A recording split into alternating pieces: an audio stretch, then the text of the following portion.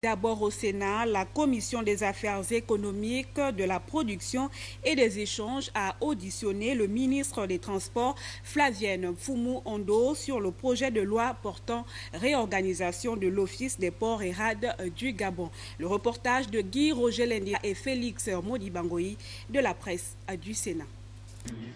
Au cours de cette audition, le ministre des Transports, Flavienne Fumou-Ondo, est revenu sur les raisons de la création de l'Office des ports et rades du Gabon il y a 2 ans. Pour le ministre, l'instant visait la mise en place des conditions efficaces d'accueil des navires marchands dans les ports gabonais. Au fil des années, il y a eu nécessité de redynamiser ces secteurs et là, le gouvernement gabonais a engagé une réforme stratégique qui a abouti à la mise en place d'un nouveau cadre institutionnel et juridique relatif au développement des activités maritimes et portuaires au Gabon. Le ministre Fumou-Ondo Flavienne précisera au vénérable sénateur que l'ordonnance numéro 11/PR de 2011 prévoit la séparation des fonctions commerciales de celles d'autorité portuaire et l'introduction du principe de la concurrence. Dans le cadre de cette nouvelle organisation, l'OPRA assurera les missions d'essence purement régaliennes,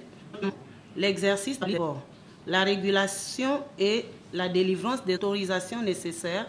à l'exercice des activités commerciales, notamment celles revêtant un caractère de service public industriel et commercial,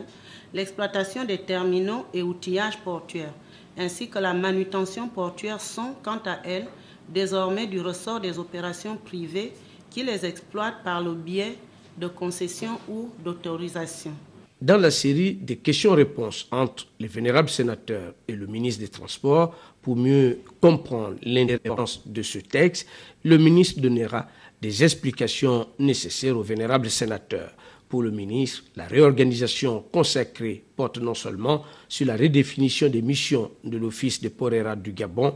la révision de ses statuts, mais aussi sur le renforcement de ses structures.